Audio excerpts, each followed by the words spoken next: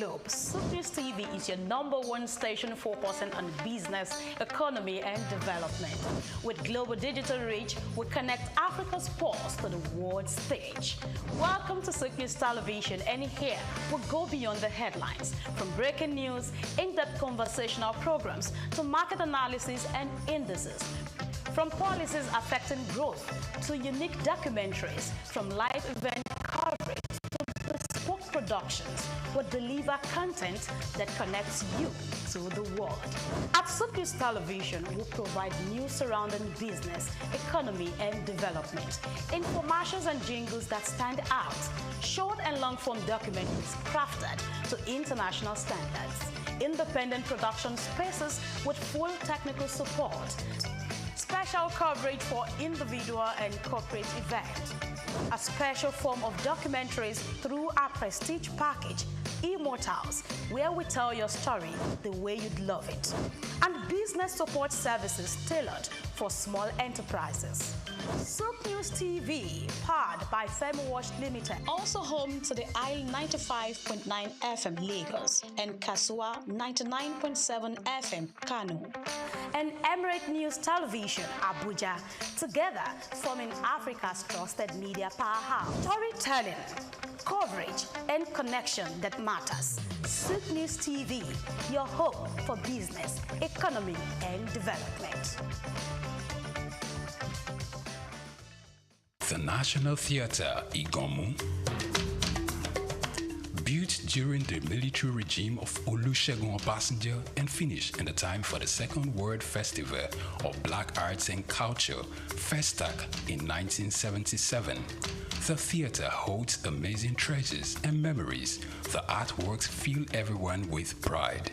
The National Arts Theatre is visible from the motorway which connects Lagos Island and the mainland. The National Theatre is packed with the artworks of a legendary contemporary Nigerian artist, stained glass walls by Yusuf Grillo, sculptures and murals by Lamidi Fakeye, Erabo Emopai, and many others.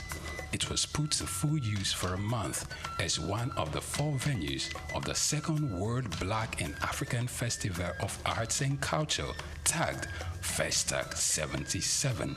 The complex hosted 16,000 participants from 56 African countries and the diaspora in an unprecedented showcase of African music, fine art, literature, drama, dance, and religion. The National Art Theatre was built and designed by Techno Expert Stroll, a Bulgarian company mirroring the Palace of Culture and Sports in Varna, Bulgaria. Completed in 1976, the building is one of the largest and most beautiful of its kind on the African continent. It consists of a central hall with 5,000 seats, a collapsible stage that can be quickly rebuilt, a conference hall with 1,600 seats, 2 large exhibition halls, and 2 cinemas with 800 seats each. The theatre complex has a dressing room for artists, a garage, offices, coffee bars, and a buffet. It has indoor TV and radio systems, as well as booths with facilities for simultaneous translation of languages and hectares of large green lawn around. The majestic structure sits in Igomu like a quiet mountain, mesmerizing visitors and passers-by. The National Theatre, SOUQ Enlightenment. At the Africa Development Studies Center, ADSC, we are committed to driving sustainable growth and development across Africa through innovative training and research. Our mission: empowering leaders, policy.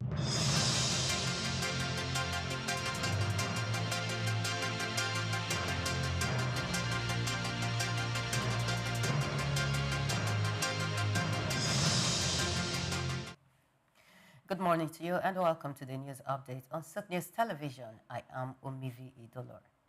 Nigeria could save up to 900 billion naira annually by fully implementing the International Cargo Tracking Note, ICTN, according to the Sea Empowerment and Research Center, SEREC. The policy tool, already adopted by many West and Central African countries, is designed to enhance port security, reduce corruption, and boost trade transparency. In a commentary titled "The Urgent Imperative of Implementing the ICTN in Nigeria," SOUQ's head of research, Dr. Eugene Nweke, stressed that the ICTN remains a crucial but delayed reform. Although the Federal Executive Council approved its rollout in 2023, no concrete action has followed, posing risk to revenue generation and national security. The ICTN allows regulators to access verified cargo data before arrival, cutting clearance delays, and improving customs operations. SOUQ warned that continued delays undermine Nigeria's maritime reform goals and give room for unchecked leakages in port revenue. The Manufacturers Association of Nigeria, MAN, has revealed that manufacturers spent a staggering 676.6 billion naira on alternative energy in the first half of 2025, yet still struggled to meet their electricity demands due to Nigeria's unreliable and unaffordable power supply. This was disclosed in MAN's Manufacturing State of Affairs report for October 2025, presented by Dr. Oluwasegun Usidipe, Director of Research and Economic Policy. Despite a slight reduction in alternative energy costs during the period, manufacturers continue to face serious operational challenges tied to inadequate electricity access. The report also featured the latest manufacturers' CEO's confidence index, indicating low business optimism driven by persistent energy instability.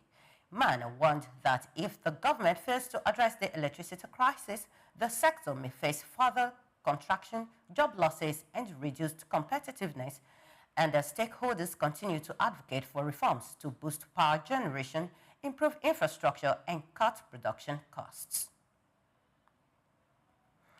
Aviation professionals have raised safety concerns after United Nigeria Airlines accepted public apologies from comedian Freedom Achekbuyi, Mr. Jollof, and activist Martins Uche, popularly known as Very Dark Man, following a physical altercation aboard one of its aircraft.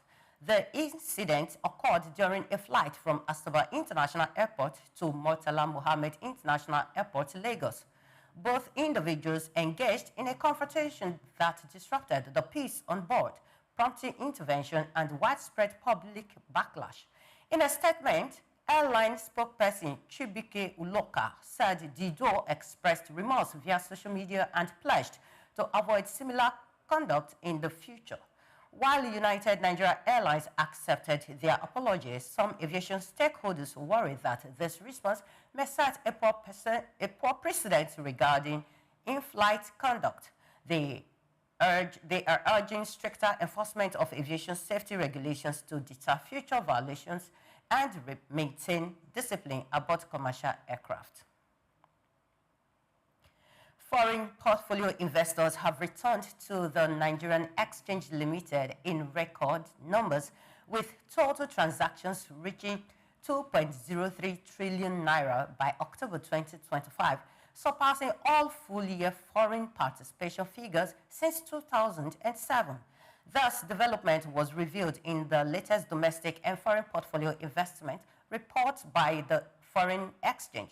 The data shows a sharp uptick in investors' activity, reflecting rising confidence in the Nigerian capital market after years of volatility and foreign exits. Analysts attribute the rebound to improved access to foreign exchange, clearer monetary policies, and enhanced fund repatriation mechanisms. The surge signals renewed interest in Nigerian equities and may encourage further capital inflows if macroeconomic stability is sustained. The Nigeria Foreign Exchange is now positioned as one of the continent's most attractive frontier markets, though concerns remain about policy consistency and inflation. The United States Citizenship and Immigration Services, USCIS, has announced revised immigration filing fees set to take effect on January 1, 2026, in line with inflation adjustments. The fee changes reflect inflation recorded between July 2024 and July 2025 and are part of a broader requirement for the Department of Homeland Security to adjust certain immigration costs annually. USCIS confirmed that this inflation-based review will not occur at the start of each fiscal year moving forward.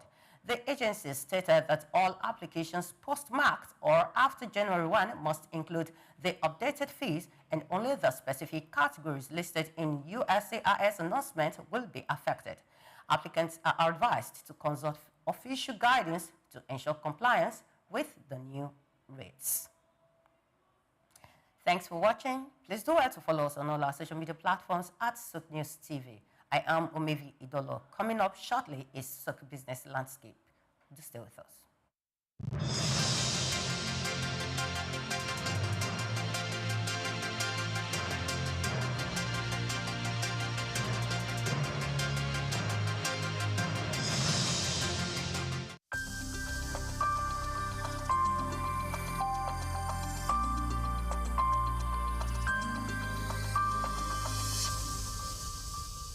At the Africa Development Studies Center, ADSC, we are committed to driving sustainable growth and development across Africa through innovative training and research.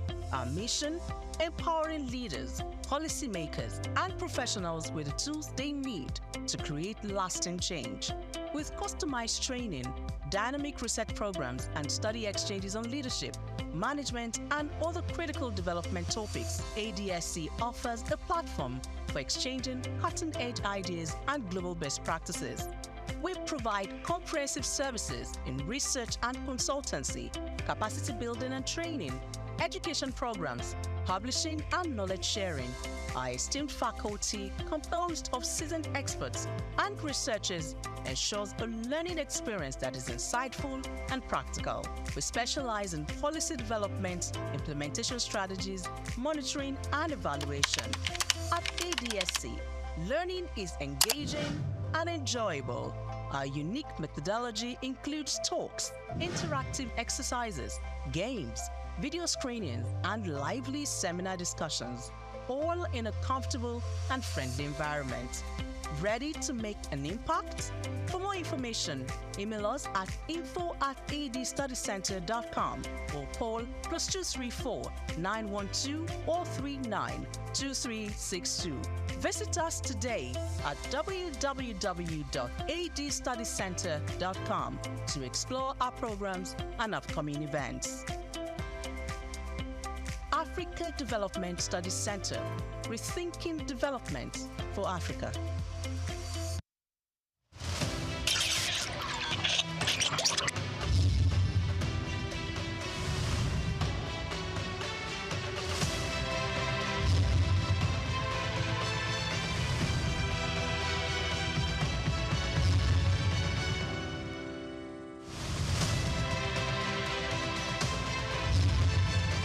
The Nigerian National Medicine Development Agency, NNMDA, was created in 1997 and backed by Act 2019 to enable the federal government of Nigeria through Federal Ministry of Science, Technology and Innovation actualize its critical and strategic mandates to research, develop, document, preserve, conserve, and promote Nigeria's natural medicine, defined as indigenous medicine.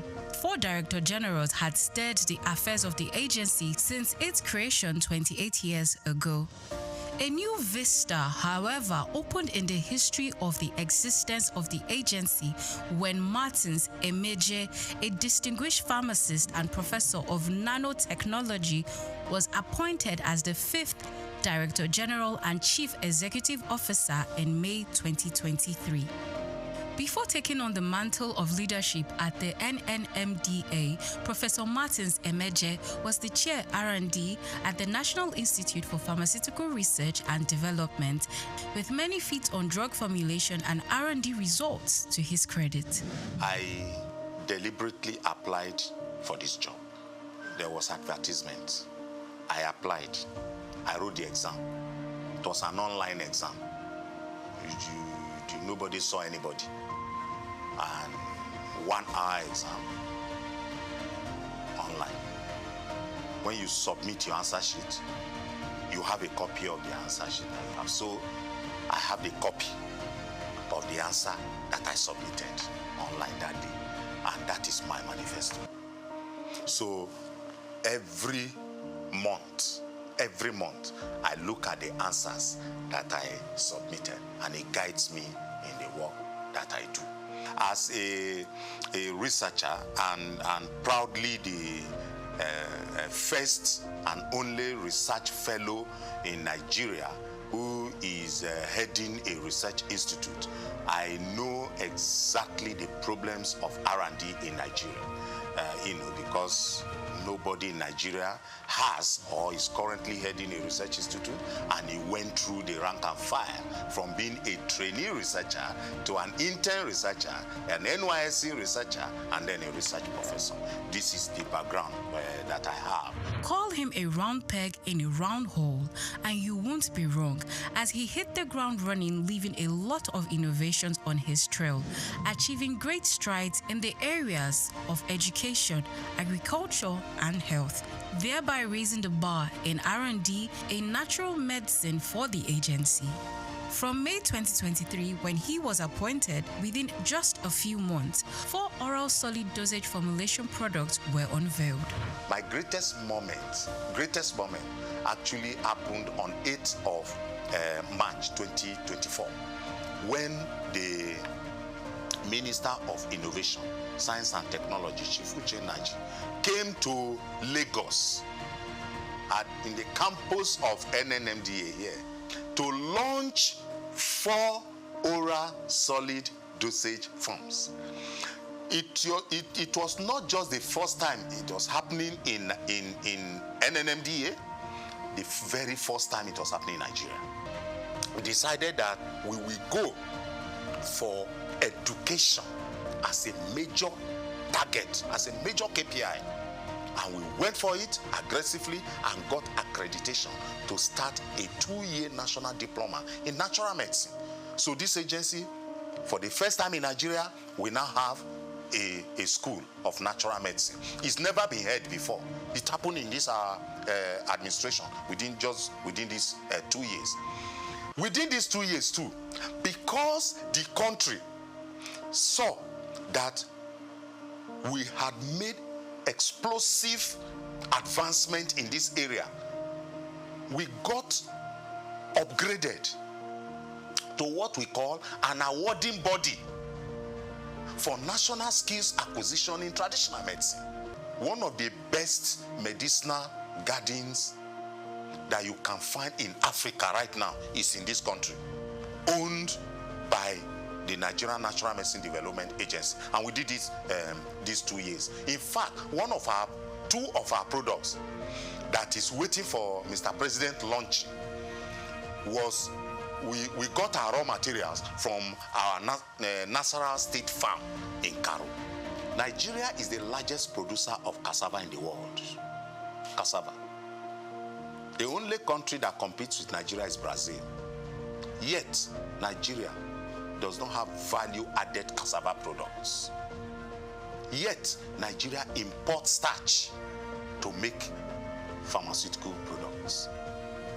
We made a presentation to the National Assembly, and the Senate of our National Assembly supported us. So we went into development of pharmaceutical grade starch. Today, we have pharmaceutical grade starch. In health itself, we have developed and submitted to NAFDAC about 23 different products. 23. And they are all at advanced stage of NAFDAC's regulatory assessment at this point. Now, 3 of such products plus 5 of what we did the previous years is available, and people, because we are a research institution not capacitated or competent by reason of mandate and skilling to do marketing, we do proof of concept, and we wait for entrepreneurs of pharmaceutical industries, nutraceutical industries, food industries to come take them to the market, right? But we also owe, because, like I said, the huge component of the Renewed Hope agenda is that people should be attended to, so that they know that they cannot lose their hope completely in their country. So in this environment, anybody who wants drug for hypertension, for malaria, for erectile dysfunction, for arthritis, for diabetes, for hepatitis, for in about at least 8 different disease areas, they come to our pharmacy here to get the drugs. The past 2 years, under the leadership of Professor Martins Emeje, has seen human capacity development like never before. A development that propelled the agency's researchers into breaking new ground. This agency had never, in its almost 30 years of existence, had never participated in any local conference where researchers went with work they did in their own laboratory to go make competitive presentation. In our maiden outing in these 2 years, we won 2 awards. We went out for the first time and we got 2 awards. We took first position and we took third position. That is gold and bronze. When I came, I met researchers that have been here working for 15 years but with 1 degree. And I told them, you can't be a researcher with 1 degree. So I embarked on rigorous and aggressive drive to partner and collaborate with investors. So we went into that. Today, as I'm talking to you, we have at least 13 researchers and of the agency that are doing different postgraduate studies in different universities in Nigeria. I have a staff that was in Zimbabwe for 6 months. Now he has a master's in intellectual property. At least 7 of my staff have gone to India. Quality assurance has been one of the top priorities of the NNMDA Director General, and the accreditation of the agency's laboratory and product development unit for pharmacy internship program by the Pharmacy Council of Nigeria a year ago. Under the watch of Professor Martins Emeje, the agency recently graduated its pioneer pharmacy interns. I went into nanotechnology or nanosciences after PhD, and I had to go out of the country to train in this area for more than 4 years. So it's an area that I'm keen about. I'm one of the first people, if not the first, in Nigeria to have put in practice nanotechnology. What it has done to me as someone who studied Western pharmacy, which is more like macro study, it is that it has taught me how to manage resources, no matter how simple. The last 2 years has seen NNMDA signing important memoranda of understanding with reputable academic institutions and other critical stakeholders in the areas of training and laboratory services to Nigerian universities.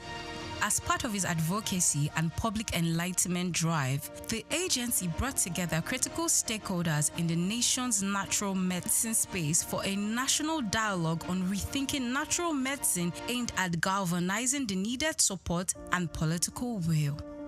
I want the president of Nigeria to just be coming on television and saying that people, natural medicine, no other thing. Natural medicine, let's do our own. Let's do our own. Let him just be saying it. Anytime he's talking to press, let him say it. Because once people know that this is where the president is, this is where his mind is, this is what his body language is, they will start investing in natural medicine. A turning point for the agency was the resolution of the National Assembly on Natural Medicine Gazette. The visit by the chairman, House Committee on Legislative Compliance, was a further demonstration of the renewed impetus. We cannot have 160 million people subscribing to something, and then the remaining 40 million people, you now want to say that foreign medicine what we call allopathic medicine, that is the superior to our natural medicine. No, it's not. So when the House of Representatives passed that resolution, I told myself, I have now achieved. So what I was thinking would take me 4 years to achieve, actually, we got it done in 2 years. And is one of the, so our target has actually increased. The best place to actually functionalize or operationalize Renew Hope agenda, Mr. President, is in the health sector. It's in the health sector.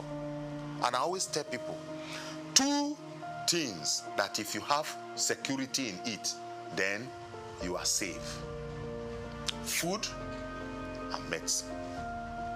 Any intervention, any project that we do, that it is not about developing our own indigenous resources, is short-term. It's not sustainable. The only sustainable form of development is indigenous development. So anybody who wants to give me support now, I will just tell you what I want. For example, I want all my staff to live in this compound. If you go to other countries of the world, all these staff of the research institution, they live inside the compound. Inspiring a new mindset among staff and attitude to work, for the NNMDA Director General, the task of achieving the mandate and the vision of the agency is work in progress.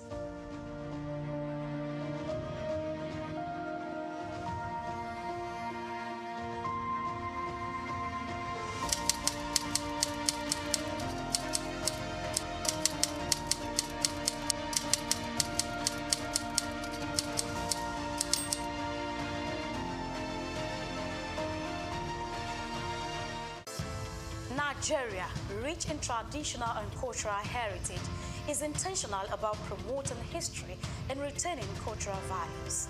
The country has succeeded in preserving its identities and that of the forefathers for ages through folklores, folk tales, traditional ceremonies, community-based initiatives, cuisine, and most notably, museums and cultural centers.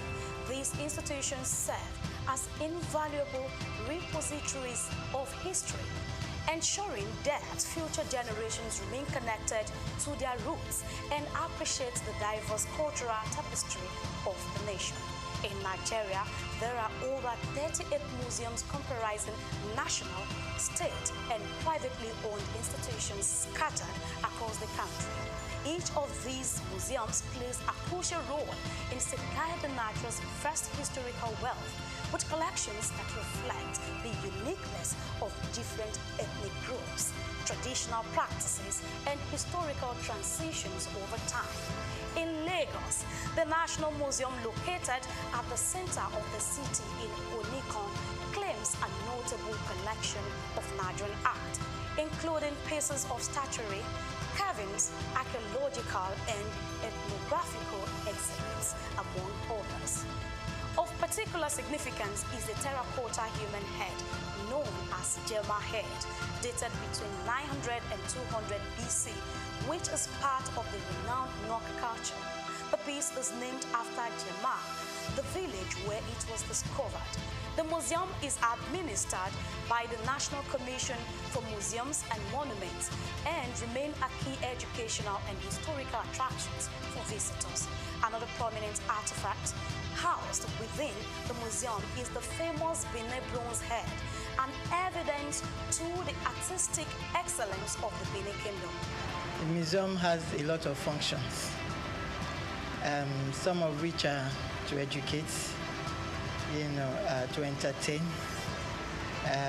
research, interpretation, conservation and preservation of our cultural heritage. And then the museum was established, Lagos Museum particularly, was established in 1957. It was formerly referred to as Department of Antiquities.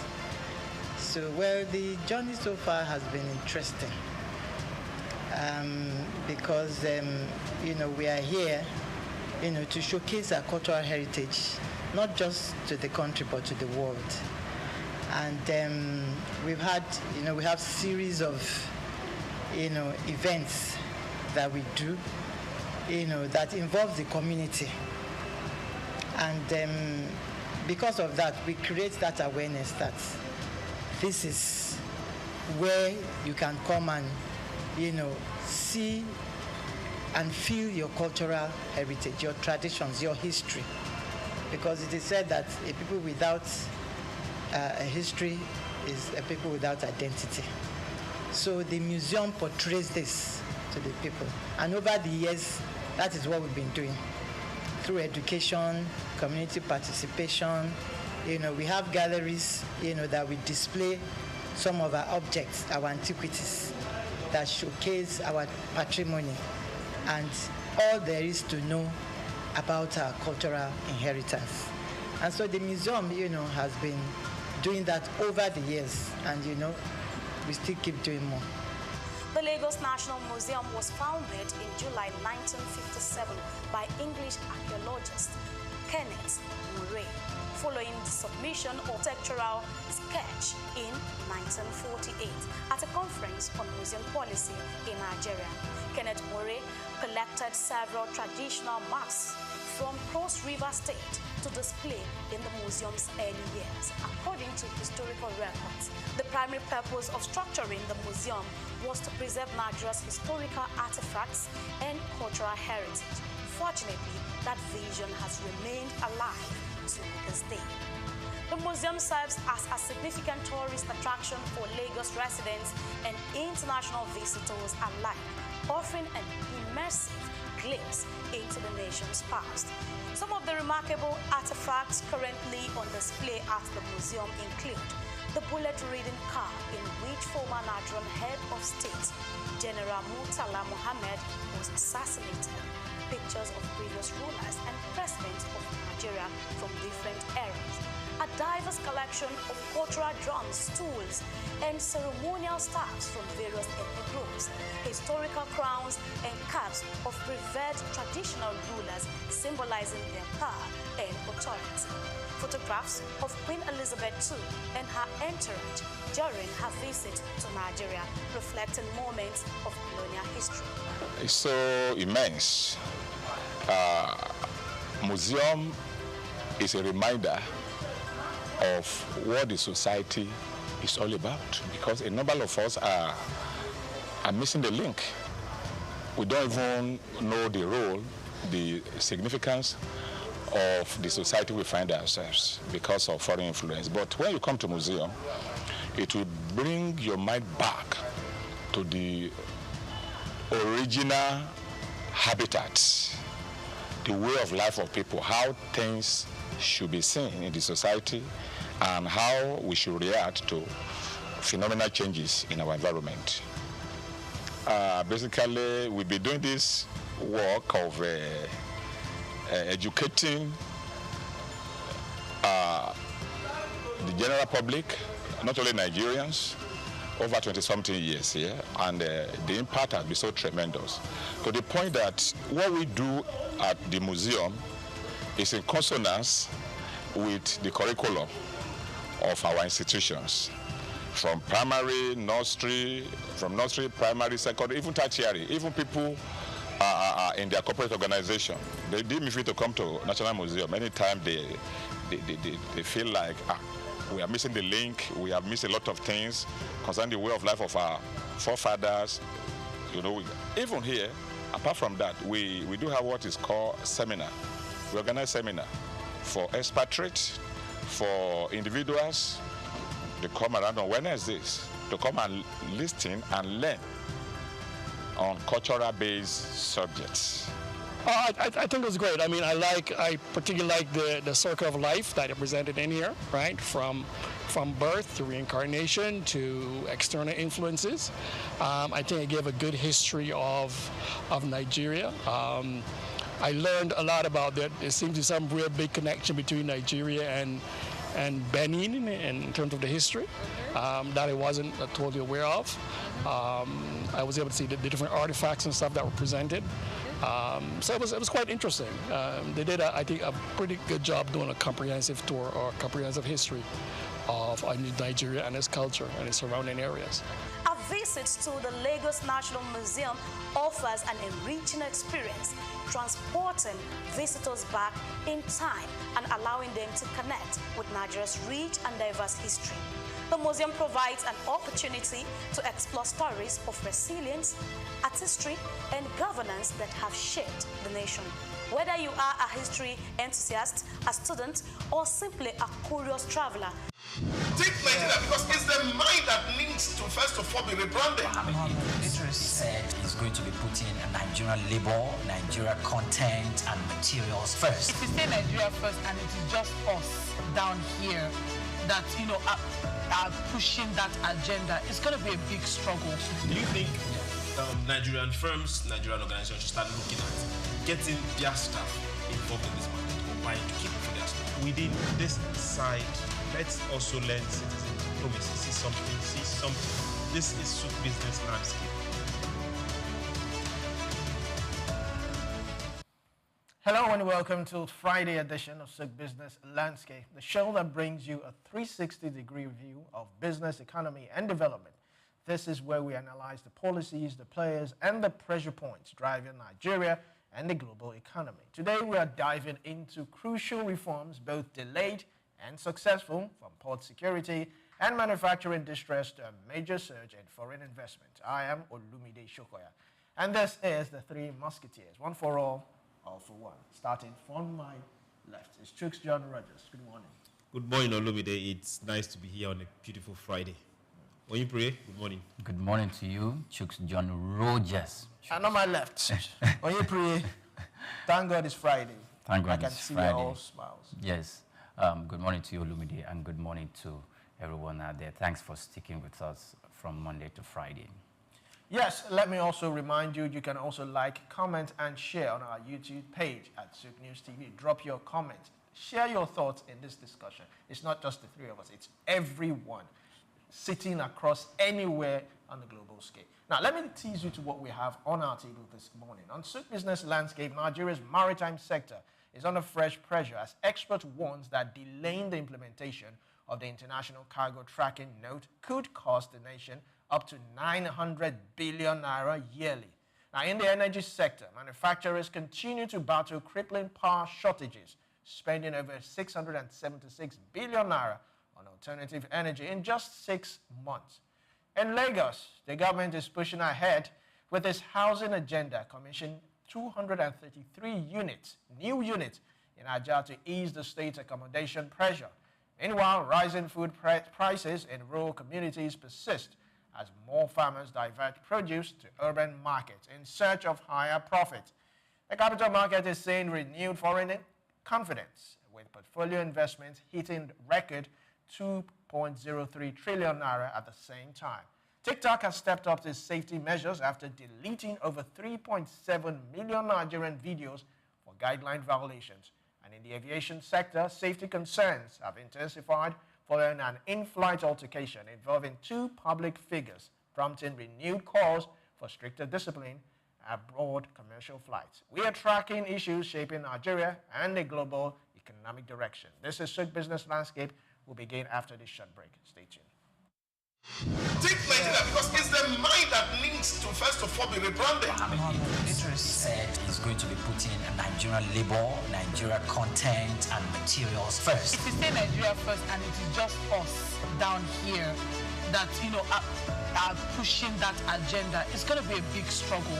Do you think Nigerian firms, Nigerian organizations should start looking at getting their staff involved in this market or buying to keep for their staff? Within this side, let's also learn citizen diplomacy. See something. This is SOUQ Business Landscape.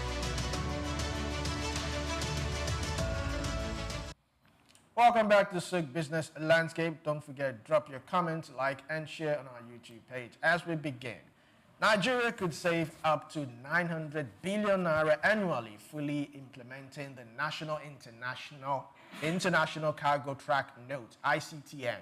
According to Semi-Powerment and Research Center, SIREC, the policy tool already adopted by many West and Central African countries is designed to enhance port security, reduce corruption, and boost trade transparency. In a commentary titled The Urgent Imperative of Implementing the ICTN in Nigeria, SOUQ's head of research, Dr. Eugene Nweke, stressed that the ICTN remains a crucial but delayed reform, although the Federal Executive Council approved its rollout in 2023. No concrete action has followed, posing risk to revenue generation and national security. Now, the ICTN allows regulators to access verified cargo data before arrival, cutting clearance delays and improving custom operations. SOUQ warned that continued delays undermine Nigeria's maritime reform goals and give room for unchecked leakages in port revenue. Chooks, why is it that we always first to implement, we always first to roll out reforms, policies, but when it gets to enforcement, when it gets to, okay, let's hit the ground running. Since 2023, and this is 2025, and this is supposed to, help businesses move swiftly. Is this political, or is this just deliberate, or a lackadaisical attitude from which quarters? Well, if we ask if it's deliberate, definitely it's deliberate. There's an African adage that say when things are going bad, beneficiaries are along the way. So for this kind of chaos in that particular sector, people have been benefiting of this not too good operation system. And to make the matter, to bring it home, we've had a sector, we've had a shipping sector, we have a cargo sector where major players have not been Nigerians for a very long time. For a very, very long time. Over 90% of the international shipping companies are not even Africans.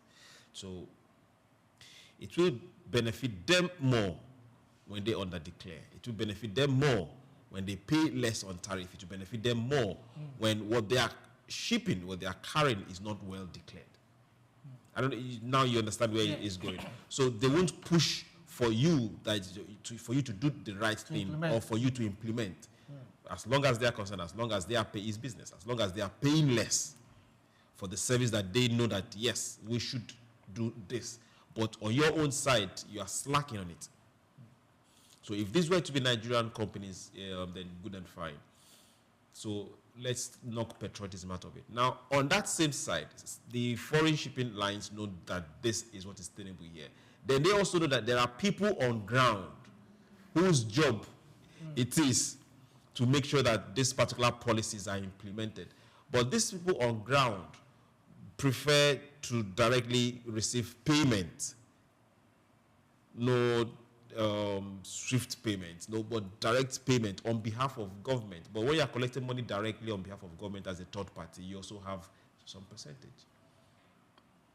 This is where this particular government is coming in and trying to remove every third party when it comes to revenue collection and interfacing with any other form of business that is not government. So these are the issues that have held us down for a very long time. Selfishness, apart from the nest. So if we get to see this enforcement, it will help us a lot. Now, let's now talk about business and time, because this is a lot of, most times we don't put money on time. We don't put money on things we're supposed to, as long as we're not paying for it, we don't value and get to know that come. If we don't get the data of shipment that is leaving, let's say Brazil coming down this way, and wait for it to get here before we start declaring and finding out and verifying that we are losing time and losing productive man-hour and human beings that should be doing something else. We don't put money on them. It's part of the huge cost that is given to us. Every single declaration should be made from point of departure. And what we are waiting for here is to confirm that what left there is what is arriving here, and that what left there did not get missing somewhere along the line. So this declaration, and also tracking the vessels themselves. So whether they are ours or not ours, their transponder must be tracked for safety reasons. That way we will say, okay, good and fine, Nigerian waters are safe, because we're able to make sure that the ship that left Brazil coming this way got here, and the goods that were declared there was what got here. So that are things that, and in the long run, the shipping committee will say, okay, good, this route is safe. We are not going to pay too much on insurance because this route is safe. But because of all these issues we've had over time, we get to pay too much on insurance. We've talked about it on this table before. And when you're paying too much on insurance, the end user or whoever is importing or whoever is using is paying. The shipping line is paying, and we know that this money is not coming to us. So let's see implementation as fast as possible. Excuse me. Prayer, coming to you. Okay. Chooks raised something that I like, tracking right from where it is leaving before it gets it. Because if you ask a lot of people who are into this shipping, some of the goods is lost during sea. In transit? In transit. And, you know, this would actually give us accurate data, what is coming in, so that corruption and all that, stealing, illegal smuggling can be taken care of. Because once you declare what is leaving here from Brazil, and it gets to Nigeria, and you can confirm that what is being declared is what got to Nigeria, or what was not declared is what you're seeing. You can easily tackle it at the point of entry to read us so many things, fake drugs and the rest of them. Revenue leakages. I know the tax reform is going to take care of a whole lot, but how can we actually, scale through all this? I like this idea. It's good, but you know what? It is not immune from subversive means.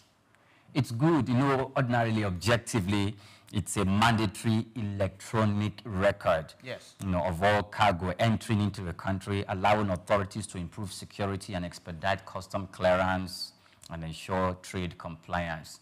Yes.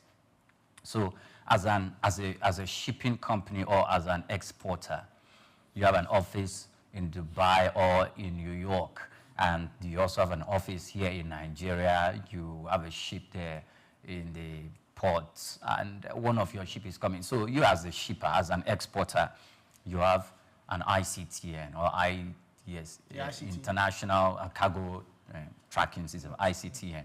You have it. So safe. Now you've imputed all the items into the system and radioed the Nigerian Ports Authority or the relevant authorities, including your organization, that this ship is coming.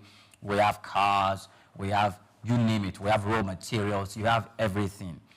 And if you're going to stop by in Ghana or in Benin Republic before you get to Nigeria, you're also going to declare the goods that are going to be dislodged in those places and the ones that are coming into Nigeria. Is good. But those who want to have their way and still carry out unscrupulous activities to make money by the side and to underdeclare, to underpay, they're still going to do it. Because whatever they are going to do, some of these people get involved. This is even the reason why it should have been implemented like 20 years ago in Nigeria. But the thing is not only implementation. If it is implemented and those who are exporting, who are shipping, they are bringing goods and they put AK-47 rifles and explosive devices in that ship, are they going to declare it? No. Whoever they are going to give it to, they are going to radio that person. You meet us with your own ship, mini ship, in our sea, in the Gulf of Guinea. We'll give you that things that we did not declare, which are contraband in Nigeria, and you go your way, and we continue our journey and come to Nigeria and tell them these are the things that we've declared so far. So even if we have an ICTN, it doesn't block the loopholes for drug trading, for human trafficking, and for contraband and sophisticated weapons transportation. Except we have, I mentioned it yesterday, the Navy of these countries policing the waters. Without them there, a lot of illicit trade are going to continue to take place. Yes, because tell me, you are an exporter. You have a ship that will take these goods, and you are equally into side business, a side illegal business. Are you going to declare using your ICTM that you're also carrying incriminating goods? Of course not. You won't do that. But are you saying all Navy ships should be inspecting all shipments? Not all naval ships should be inspected. We have some like I said, we have some Nigerian ships from the Navy that will be policing a specific terrain of the water. Guinea-Bissau will provide theirs. All the countries bordering the Lake Chad region are also going to provide at least one vessel each. If they do that, we will have more than 15 vessels policing the waters in that area, so that even if that means whoever is going to be trading, carrying out that illicit trade with you as an exporter needs to meet you on a very high sea where the Nigerian police or the Nigerian military or the Nigerian Navy or the Navy of the Lake Chad region members are not policing. Now, what I'm trying to say here is there going to be stop and search? Because of course, it's not going to be a stop and search. I believe there are technologies that will be deployed to scan, to scan, to know by way of your ICTN that these are the goods you declared. We know they already have the details. Because we know your destination. Yes, that ship to inspect. Yes. We know your destination is in Ghana, but they are equally going to carry out a very quick search and scan with the relevant technology to give them details of what's actually on board when you got to such areas. So what do you think? Okay, now sorry, for international shipping, there are alliances, there are corporations for all countries. Now, some countries might be doing well and above and better than others. Some regions are also doing that. Africa, unfortunately, is not living apart from what is happening across other countries. For every ship that is coming into every port in Europe, they know what you're carrying. Even if you're not dropping, even if that cargo is not meant for them, if you're just passing, maybe to refuel. Passing by. Yes, as long as you're passing their stretch, they know what you're carrying because you must declare.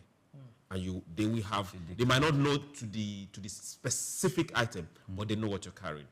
And also, when you're stopping at a port, they will inspect.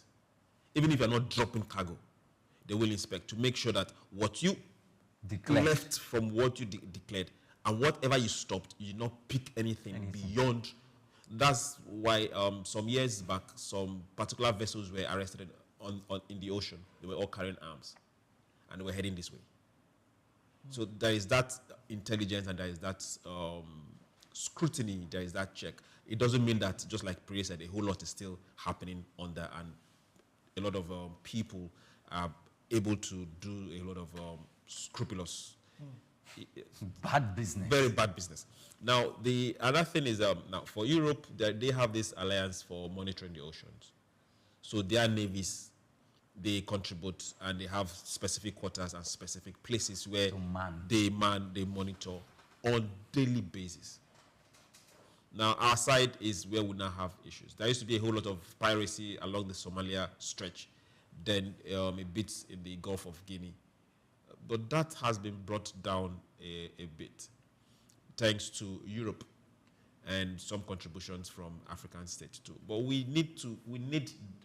this particular issue that we are bringing up now, just like Priya said, we should have had this before independence. It's e-governance. Should have had this, if it's manually, yes, before independence. Just imagine how much we are losing. And just to make matters worse, a lot of these shipping lines are not Nigerian-owned shipping lines. Which is where I'm going. So you just imagine what we've been losing every single year. Even with the cabotage law, yet we are still, why should I be moving goods from China, which happens to be a major trade partner for us right now? And we know that it's going to be full cargo, China, Brazil, all the way down here. And I'm paying for the goods. Chinese ships, Chinese company, Chinese logistics is taking the goods, ferrying the goods, coming to Nigeria, collect my money. Now ferry the ones we are taking from here and go back. Where are the Nigerian shippers? You know, I watched a video on YouTube about cargo investment, and it was properly analyzed that the cost of getting the ship itself, let's say $1 million, by the time you take 2 trips, you've already recuperated back that money. So why is it that Nigerians are not going into it? Is it that they don't see it profitable, viable? Okay. This is where it is. It's not just investment in the ship itself. It's investment in manpower, investment in technology, investment in insurance, in crew. Then you now talk about insurance. It's just like somebody wake up and go and buy an Escalade. Where are you going to drive it? Who's going to drive it? You have to learn how to drive. Yes. Learn a little about the car. Then you now have the car. Then how can this car now make money for me? We have not really, we used to have marine schools. We still do. We have a university right now. But how much of our people are we training to really man a vessel and put a vessel in the ocean across continents? This is questions we should ask ourselves. We should see countries like the Philippines, Malaysia, and co. They export seafarers across the world. Yeah. They take it as a national IGR, national ENA, to train seafarers and export to countries around the world. So this is where we should be. This is what we should be doing right now. So by the time, let's say, Priye wakes up tomorrow and say, good and fine, I have access to 15 billion. I can go to Hong Kong. Okay, sorry, apologies. Dollars. Well, I can go to Hong Kong and get them to build me a ship, cargo ship, oil vessel, grain vessel. He knows that I have people on ground to man this particular vessel. He knows that, there are insurance companies, even if they are not strong enough to insure this vessel, at least they're going in alliance with other insurance companies. That is where we should be right now. Okay, so Olumide, there is something we need to, one thing that is very common among the military in some advanced countries, and I think Nigeria almost started taking that route. When their military is not at war, they keep them busy. That is why you have engineers in the military. You have doctors, you have nurses, you have civil engineers, those who can build houses, those who are into strong tech, you name it. Every other profession you have in the OPS, organized private sector, and in the government, the civil service, they have them domiciled in the military, whether the Navy, the Air Force, even in the police force, including the police force. So when we were not at war, or when we are not at war, when we're not combating piracy, what is the Nigerian Navy doing? And get to business. Because they man most of the Nigerian vessels and the Nigerian fleet, as far as policing the Nigerian waters is concerned. Do we have submarines? So I don't think so, because I'm sure if we do have, we would have globally and geopolitical wise, we will be flexing some muscles. But I don't think we have. So who told you? But well, I don't think we have. Maybe because I don't know if the Nigerian Navy actually has a submarine. A submarine. Okay. But we are supposed to be doing business on the IC, the Nigerian Navy, because I have mentioned it on this table before that there was a time the NNS, is it NNS Aradu, somewhere in Apapa, we're told that we built our own technology ship. It was built by the Nigerian Navy. It took them some years, but they built it. That's progress. We've shown some level of capacity, and with the right technology, we can do 1,000 times better than that. You just give us some time. So if they can build any, they can trade. They can facilitate trade cargo within the continent of Africa. And that in itself is going to provide us not only some intelligence with regards to trade, business, and development, but intelligence as a security agency and as the giant of Africa, having intelligence across the continent waters and policing not only the waters, but also have superior intelligence and powers. These are the things that China does on the Black Sea, where they are having problem with Taiwan and Japan, and they are calling on the United States to come intervene. We have these cabotage laws. There's a specific way as the giant of Africa we are supposed to be flexing our muscle economy, business economy and development-wise, and sometimes military-wise. But we are not doing this.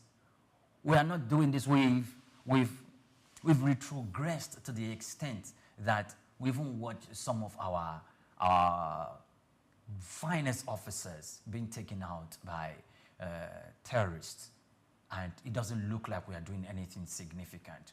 And it's something we need to start giving a second thought. Okay, so how do we move forward now? This ICTN is a good move. It's a smart move. It's supposed to even reduce shipment time, delivery time, so that, you hear the wait time just to ship a car. I mean, I remember a friend of mine who was expecting a car from a particular country. He was not sleeping most of the time. He was always calling his clearing agent, how far. At the point, he told me to call the clearing agent and act as if I'm someone else trying to make inquiry. I could imagine the stress he went through.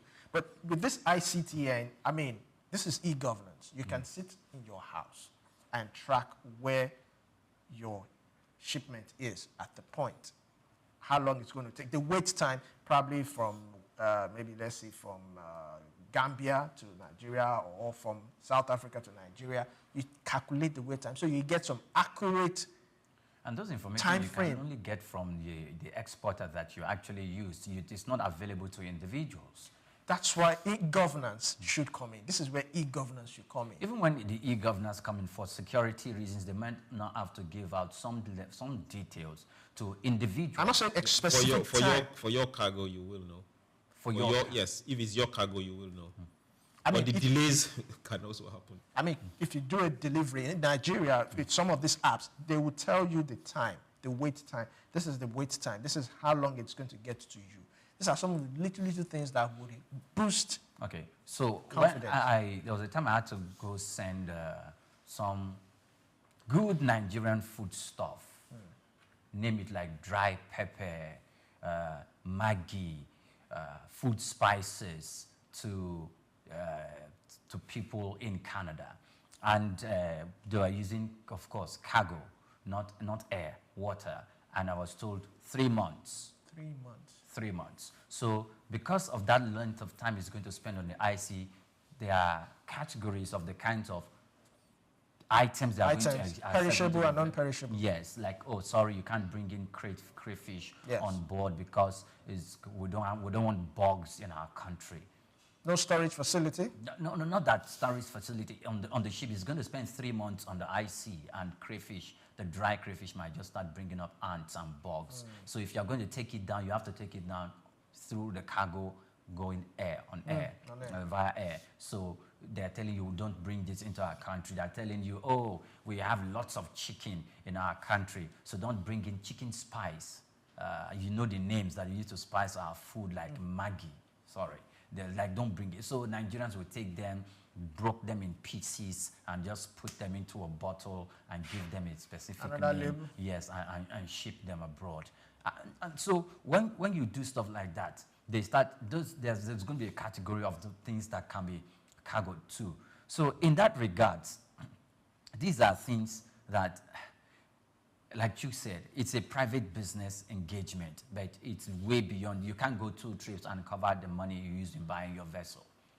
No, you can't. You think so? Yes. No, you can't. Because he named it. The insurance you're going to pay, you just name it. You can't cover that. At least the investment is going to stay for a while before, but you're still going to make profit anyways. Chooks, he said 3 months. Yes, that was the 3 months we were given. It's possible. Now, see, just if you remember what we're talking about, let's take an example. We have a living example of what happened to us during COVID. If you remember very well. COVID made us to realize that if you don't have a living business in any of the sectors that were operational during COVID, you were just somebody crying for help. So imagine during COVID that we could not even get, BPEs sent this way because we were not making them. Then those that decided to donate to us, it was difficult to even send it this way because we did not have cargo planes that could fly it. So I don't know if you get it. Now, if you did not have business in sectors that were operational at that particular point in time, you're just a beggar. That is the reality of a market space. And those ships from France, they made money. Yes. They made money. So that is the reality of the market space. Africa needs to start having African ships on the waters carrying African goods. What would it take to have that? Government It's intervention? the willpower. It's the willpower because the people within that sector have not seen that support from government. If you put yours first, so it doesn't matter the country that is ferrying the goods. I'll put my own shippers first. and make it mandatory. Hey, we have to produce. That's the first thing. We have to produce because shippers won't come here and leave empty. A lot of them do. Yeah. And when they are coming down here, if they are leaving empty or not, you have already paid for Part them of the coming thing here. is hindering investors. You've paid for them coming here already. So for, let's say somebody is leaving China and coming to Nigeria, he knows that if I get to Nigeria, I might come back half empty. You have paid for him to come and go. So these are things we should start considering. And the duration, let's say, for example, we have Nigerian shippers that are moving from here to, let's say, the US. You know fully well that when they get to US, they will now come from US, they'll get to Canada, they'll get to Belgium, and they'll come back home. Unlike a Chinese shipper, yes, he might come to Africa, he has goods coming to Africa, but his priority is raw materials, some other places. So coming to Africa might be his last resort. When he's done, Last destination. when he's done servicing other ports, then he will get here, then pick his raw materials and start going. So you are on the down part of the ladder. You are not priority. That's why it will take you 2 months, 3 months for something that can just take 3 weeks or 2 weeks. If he's just taking the goods and just moving straight and heading back. 2 weeks max. But because you are not priority, but you are a paying customer, so your name is on the list, but down the ladder. Bottom line, we need to start producing more. We need to produce more, and we have to ship out what we're producing. All right, let's move on to the next story for today. The Manufacturers Association of Nigeria, MAN, has revealed that manufacturers spent a staggering 676.6 billion naira on alternative energy in the first half of 2025. Still struggled to meet their electricity demands due to Nigeria's unreliable, unaffordable power supply. This was disclosed in MAN's Manufacturing State of Affairs report for October 2025, presented by Dr. Oluwasegun Oshidipe, Director of Research and Economic Policy. Despite a slight reduction in alternative energy costs during the period, manufacturers continue to face serious operational challenges tied to inadequate electricity access. The report also featured the latest Manufacturer CEO Confidence Index, indicating low business optimism driven by persistent energy instability. MAN warned that if government fails to address electricity crisis, the sector may face further contraction, job losses, and reduced competitiveness. Stakeholders continue to advocate for reforms to boost power generation, improvement in infrastructure, and cut production costs. My cousin once said something that if you want to control electricity in your house, get a generator. I mean, this story just reminds me of that. It's quite sad that we're reading this. Businesses are really folding up. Why? Because stable power. And not just stable power. Alternative power is even getting more expensive. You have to choose between your generator or you buy solar, which is running into millions. So you have to factor in that overhead costs, salaries, taxes. It's a whole lot. And most of these organizations, I think they prefer, how many of them are actually on prepaid? Some of them are on postpaid. And those on postpaid get estimated outrage. I mean, I've said it so many times here, my former company, we're paying ₦1 million a month. And we're not manufacturing anything. It was just the media. So we're not manufacturing. And you begin to wonder, do we have heavy equipment in this office? We have to put off ACs in different departments just to reduce it. And you can imagine what others are doing. I mean, my barber shop in my area, he doesn't use air conditioning anymore. He opens his door. Why? He's on band A. So this is some of the things that we're really going through. Do you think this, if the story says the government should come in, do you think it's a government thing or private sector thing or PPP? Well, both are playing their own critical role. Now, energy is the backbone of industrialization of any country. And Nigeria is not an exception. The lack of energy or the insufficiency of energy will not only retard production, it's going to cause inflation in the cost of goods and services, and you're also going to lead to retrenchment of manpower, of workers, or paying them less than they're worth by way of salaries, just because you're trying to meet up with power. Now, I said this and I'm going to say it again. We are not giving priority most government or most administration just come. They have plans that they've written down, economic plans in the manifesto. I'm going to do this for Nigeria. I'm going to do this. I'm going to do that. Yes, these are good stuff. Please kindly do them. But strategically giving a thought that, look, I have policies that can drive Nigeria on the path of industrialization, but you ignore power. And you are doing other things. You have left the foundation. And when you leave the foundation, how is your economic transformation agenda going to materialize? These countries, we are doing, look at China, the second biggest economy in the world. They have multiple sources of power. Their level of industrialization and manufacturing is out of this world. In fact, there's a strong criticism against China and all the advanced countries, industrialized countries, that China is number 2 in the world producing, is it carbon dioxide, Chooks? CO2. CO2, that is bringing, that is depleting that is causing harm to the, and they are telling you, they are neither here nor there when we start talking about climate change and how you are supposed to cut down on these emissions, and because they are world power and because they understood. Look at, so what are we then doing? So if China, look at the Baba you are talking about, guess what? It doesn't use the kind of clipper that plugs to light anymore. It uses a chargeable clipper. Is it manufactured here? No, it's manufactured in China. They take advantage of your economy, deny you the necessary things, create market from your economy. China is not only the only ones. Other developed countries too. They are doing that. So your country to them, while we are singing that we have a strong collaboration, strong diplomatic ties with them, they are taking advantage of the loopholes in your economy and creating market for themselves, building their own economy.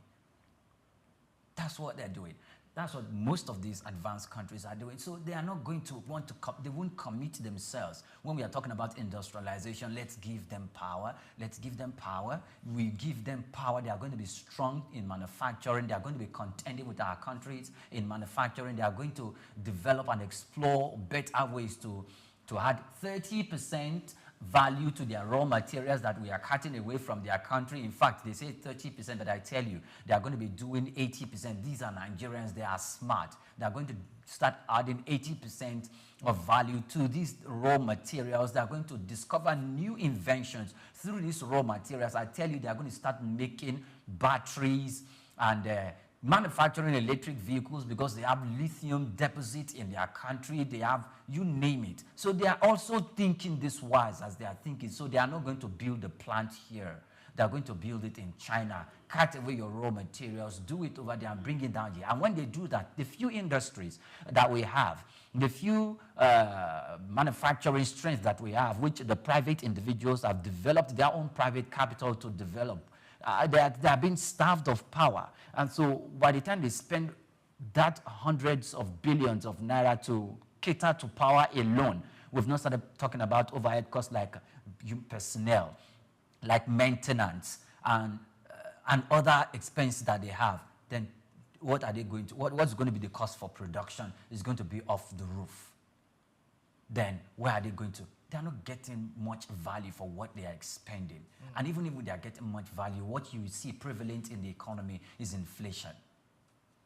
So good initiative, yes, you must add 30% of value before you export the raw materials out of this country. Why not do you provide them the power? Can you provide them the power to do that? The electric power. Liaise, we have a good relationship with China. Okay, fine, good. You want to give, no problem. You just build, we'll go to their countries, study their own power plants, study their wind plants that they've built, the wind farms that they've built, study their own gas plants that they've built and how they facilitated it to the national grid, how to take in these gas turbines into the national grid so that they are able to generate and to transmit power in the capacity that they've able to do as a country with how many hundreds, a billion people. So we come back here, study the systems very well, tell them you're going to build same for us. Can't we have technical schools, colleges to do this? Colleges of what? Technical schools to do that? Do you think, we are talking about power, Olumide, we are talking about power that can have up to like 60,000 megawatts. In So Nigeria, are we 50,000 megawatts. No, it's not that we do not have, but probably not the capacity to cover, for the kind of capacity that we require as a country for our level of industrialization to get to a peak or to a specific level where we can be talking about some extent of manufacturing and economic independence, to the extent that when the United States is telling you, we're going to tariff goods coming from Nigeria, you're not even bothered. You can tell him, don't worry, go ahead, we are going to reciprocate that action. So these are what we're talking about. I don't think we have the because if we have the local capacity and the technical know-how and the manpower to do that, I tell you, we would have done something. Because if we've not handled our transmission problem, what does it say? It's not only the lack of political will, it's also the personnel. Can we really source them here? I don't really think so. SOUQ, nuclear power is the 5th largest source of electricity in India after coal, hydro, solar, and wind. And as of April 2025, India has about 25 nuclear reactors in operation in 7 nuclear plants with a total installed capacity of 8,880 megawatts. I think a particular Asian country, they are phasing out carbon emissions. They are going into EV. We are still just talking about our electricity, gas. Yes. Some are going nuclear. No. Yes, that's too advanced for us. It's not too advanced for us. Okay. It's not too advanced for us. It's a case of where does our interest lie? Where, just like Priya said, where do we have our technology base? Where do we have manpower base? Where do we have intellectuals that have studied and are good at it? We can't leave that particular sector in the hands of foreigners. Okay. That is what we've done for a very long time. That's a policy government has taken for a very long time. The major power generating stations we had, the biggest used to be Shiroro and what's it called? The one in Jeba. Now, for those are hydropower dams. They were not built by Nigerians. Now, at the end of the day, now we have Nigerians that are manning those places. Even if they are old, I need to build another one. The city issue, we now have to go contract foreigners to get it done. During Obasanjo's administration, even before then, we tried going gas. And we were planting gas plants politically without thinking of situating them where we have access to the gas itself. We are building gas plant in Mobila Plateau, building gas plant in the far north. Where are the gas heads to power those plants? Now we now start thinking of how to run national gas lines from rivers, from Bayelsa, from Edo, and start going to Plateau State. Now, you see, we make some particular policies based on politics of where I come from. Of, okay, with 6 geopolitical zones. That's nonsense. That's arrant nonsense. This has we've shot ourselves in the foot several times. Like I said, we can't depend on people outside this country to build these particular stations. Priya have dropped it on the table, even if we don't want to break that table. Yes, it's a contract. Yes, they will want to come and build for you. But do you think that they will leave making sure that they service your market so that you can now also bring product to the market? It doesn't work that way. It doesn't work that way. They have given us an opportunity to shoot ourselves in the foot, and we've been doing it over time. It took Geometrics over 20 years to build a plant, to build a generating plant in Aba. Even his own people from that state stood against him. I don't know if you understand. So if other people from other regions stood against him and your own people, you think it's over time, we've had this mentality of if it's not me, if it's not me, if it's not mine, then yours should not work. We need to get power into the national grid. We need to now say, okay, national grid, thank you very much. Every state, grid yourself. That way we'll be able to have enough, even if not enough, at least substantial amount of power to power local industry, individual industry. Before now start talking about mega big industries. The amount of generators in this country is not helping at all. Why did we stop burning coal? Germany is still burning coal. The US is still burning coal. China is still burning coal. But they tell you that you are depleting the atmosphere by burning coal. So these are things we need to ask ourselves. We should generate power. And if we have the feedstock to generate power, be it coal, be it wood, be it whatever, we need to use it. We can't afford to have extra cost put on product made here that we also go and sell outside this country with products made outside this country that have been so given all manner of advantage and government subsidy, and you expect both qualities to be the same and price to be the same. This is what we should be thinking about. This is where our head should be. Can we do it? Yes. Individuals have come up and joined the train in building power plants. Now they are waiting to be connected to gas. So these are problems that we should have solved even before they reared their head, not waiting for national gas lines. The gas plant in Ondo State. Yes. Good. There is oil and gas. There are oil in Ondo State. Yes. So what stopped the federal government from telling somebody who's there, hey, start exploring there? I think there's a partnership with Canada, the state government in Canada. Now we are going there again. But they said that might be, according to Benga, he said maybe 6 to 7 years it might come into fruition. So the generating plant should wait for 6 to 7 years. There is this particular one they built, Obasanjo built in just before you get to Ajokuta. I'm trying to remember the name of that particular place. That plant has been there for almost 10, 15 years, waiting for gas. So I don't know if you understand. Now build the plant where the gas is. And before you finish building, let somebody somewhere be drilling and pulling out gas for the plant. So that way we know that we are working like people that have our heads screwed on. Build more plants in Bielsa, build them all around. Then let them feed into the national grid. For if it's, what is it called? If the federal government has shares in those, let them feed it into the national grid. Let the dams that are in the north and in the middle belt service that side of the country. If there's not enough, then let the ones that are coming here from national grid, powered by gas, help out. But we shouldn't build based on and think about politics. It is, at the long run, is affecting all of us. We're looking about unreliable power and affordability of it. If we can cut down the cost of power by 50%, we'll almost cut down the cost of goods and services by almost 40%. All right, let's move on quickly. Please, can I just quickly say this before we move on? South Africa is the only African country in the continent with an operational nuclear plant. And they're building another one. But you know what?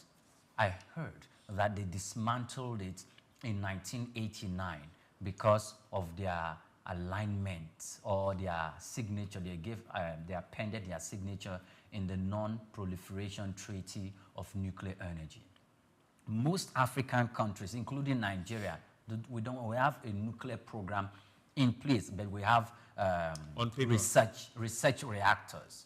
We only have research reactors for nuclear power. On paper. But we cannot continue because we also appended our signature to the Non-Proliferation Treaty. Okay. You see, we have economically boxed and shut ourselves because you do know what? South Sudan did not sign that nuclear non-proliferation treaty. You know what does that mean? South Sudan can build a nuclear power tomorrow. A nuclear plant. A nuclear plant tomorrow. They can. Most countries. And we know that nuclear is not only for weapons. Yes, not for weapons. There's a certain stage that you can build those uranium reactions to a specific level for the purpose of industrial use. Yes. For generate power. And yes. power, not enrichment for not enrichment weapons. for uranium from weapons. There's a level you can build to that your economy will balloon and it will be competitive globally. Yes. All African countries that signed that treaty, they are killing their economic prowess, their economic potential to be competitive globally. That is where they put themselves by signing that treaty. And because you want to continue to be a good boy to the big five, yes, then you put yourself in a position where you cannot develop, where your people are going to continue to, depend on foreign-made goods because you lack sufficient energy to get to a specific peak of industrialization. Why are we making such decisions?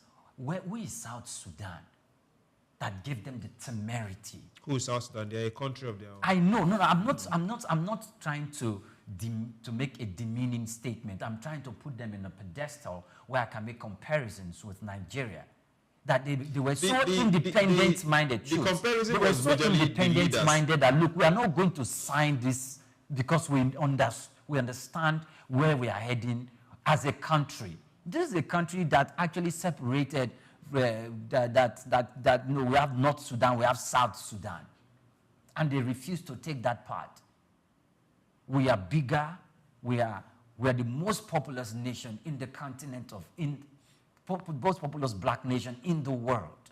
Look at the kind of policy we adopted just to keep ourselves in the cool. Now tell me, the leaders adopted on our behalf for their own personal interests. It's not going to help us economically.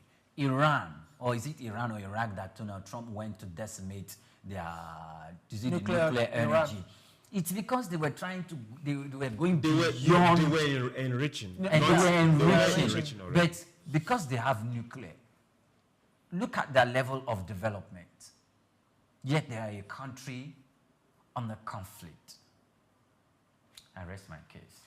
All right, let's move on to the next one, which is quite interesting. It has to do with Lagos. Lagos State Governor Babajide Sanwo-Olu is set to commission 233 additional housing units at Abraham Adesoya Housing Estate in Ajah as part of his administration's continued push to expand access to affordable accommodation. The new units were developed under a joint venture between Lagos State Government and Urban Shelter Limited. The project features 34 blocks of constructed on 3.7 hectares along Lekki-Ekpe Expressway, targeting middle-income residents seeking quality housing within urban Lagos. The commissioning follows the October 2025 launch of 420 housing units at the Akisoya Sonia Jose Estate. It also reflects the state's government's commitment to completing ongoing housing development to reduce housing deficit and improve living conditions for Lagosians through strategic partnership with private sector developers. Now, I like the keywords here: affordable housing for middle-income earners. I tried to get the actual figure, but from a reliable source, it said the actual amount for per unit or per house or whatever will be revealed on Monday. But the commissioning is today, and this will be commissioned by our very own neighbor and governor, Sanwo-Olu. So now, 233 housing units in the, we'll call it the highbrow area of Lagos, Lekki. It's for middle-income earners, though. For middle-income earners. I mean, the elite neighborhood for middle-income earners. It's almost like you're bridging the gap. But how affordable do you think this is? And how do you think the access? I'm looking at access.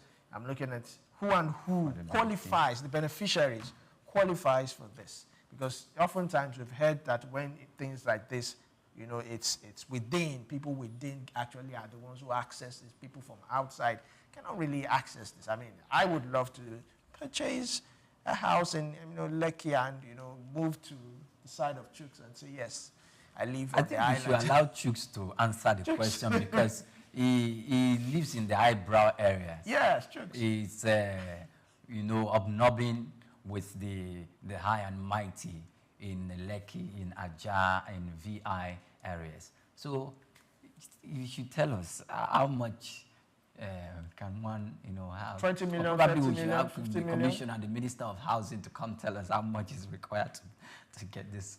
Installment mortgage. This is a setup. For those that are just getting to know, 200 and something plus. Well, they said when you wake up is your morning. Every journey starts with a step. There are over 18 million of us here in Lagos, and the housing deficit is also in millions here in Lagos. So we are looking at 200 plus. If you subtract it from 2 million houses that we need, 10%. It's less than 10%. It's way less than 10%. Okay. Now, what we should be looking at now is how can we replicate this in the remaining 2 years of this administration? Can we do 100 of this in the remaining 2 years of this administration? And this was a collaboration between Lagos State and the Urban Development Company, government-private sector initiative. Allocation is one thing I'm yet to find out, just like we're asking. Who gets, how do you apply, and who qualifies? 200 is way too, well, it's just like a drop there, but we know that the application is going to be massive. Then cost again.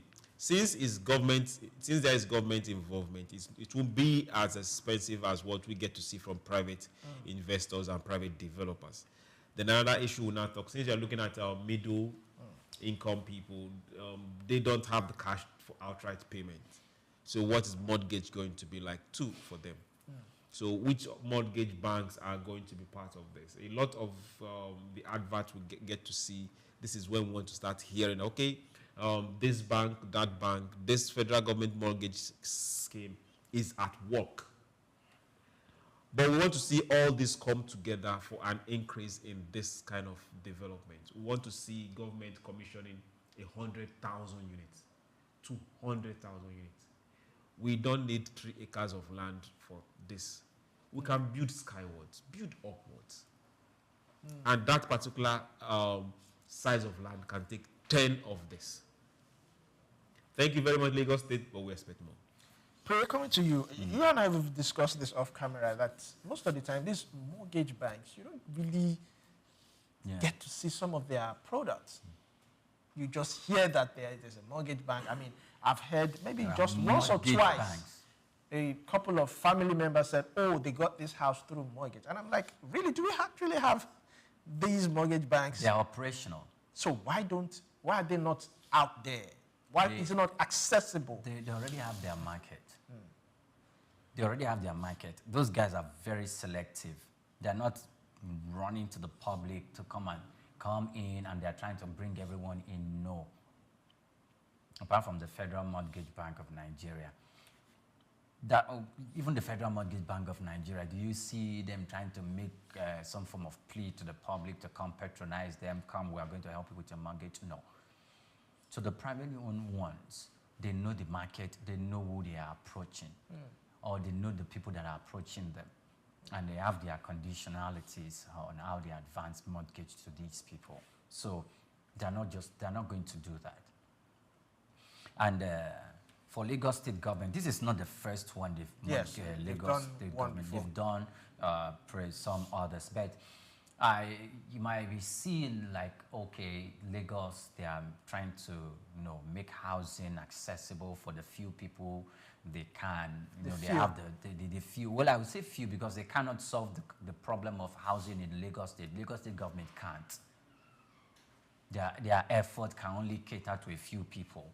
And when I say a few people, I'm not saying selected few. I'm just using few people, that the number of people that can benefit from this.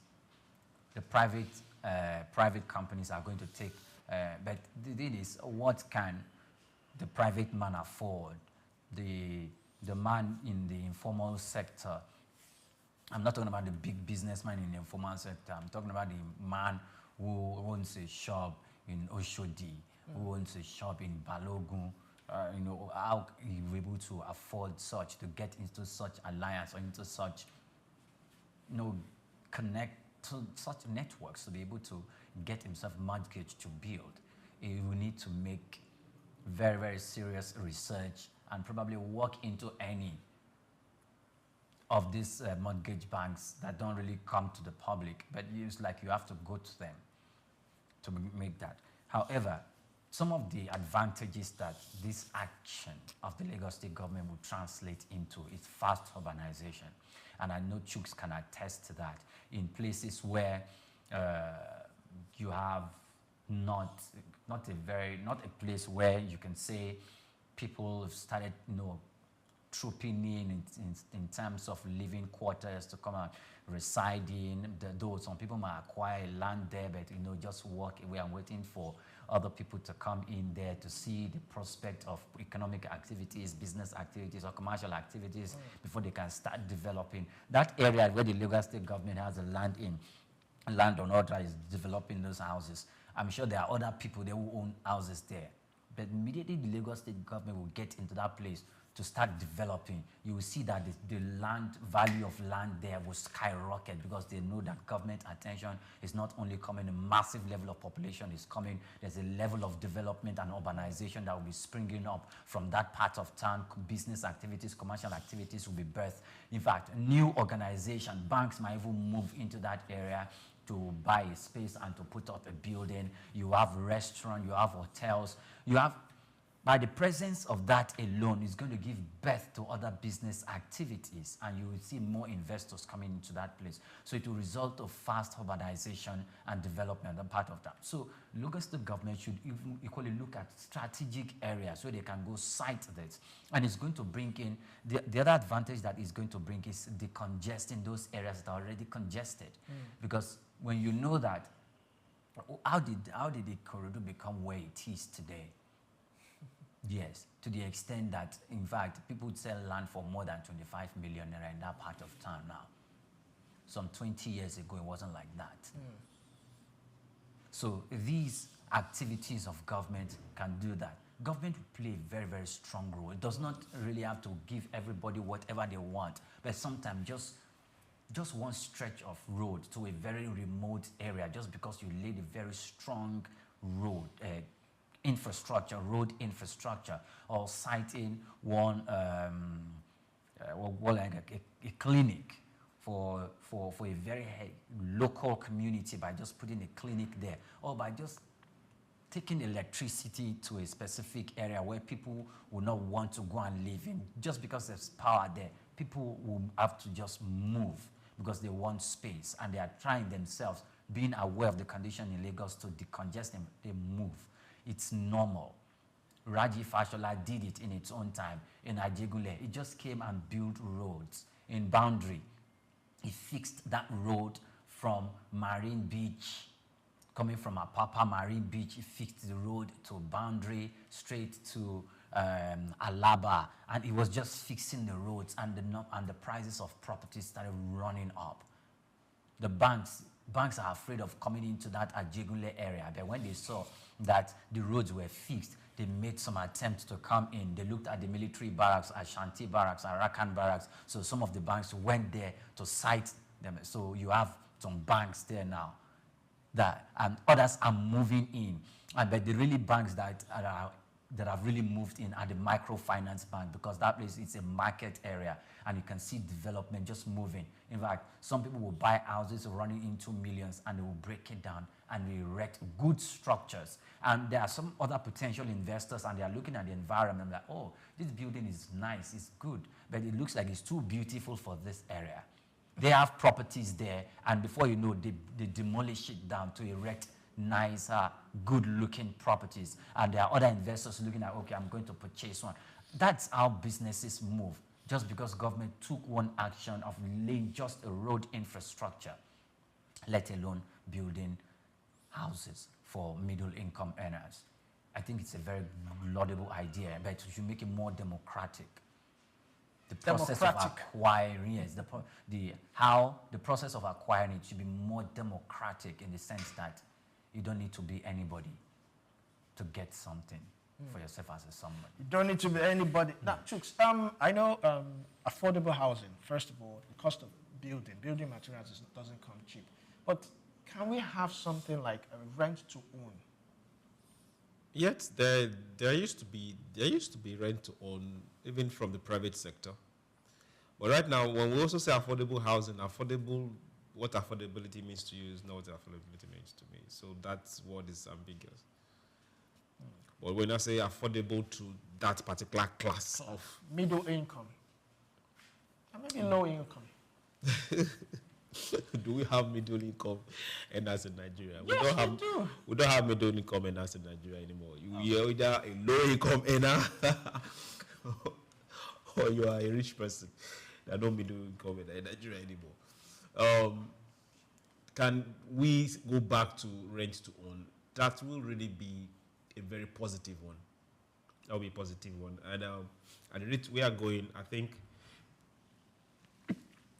is the partnership between the government and the private sector that can also make that happen. From this particular one working and being positive, we've seen that, yes, these are ways that government can come out. In China, what government does is local government is responsible for giving developers land.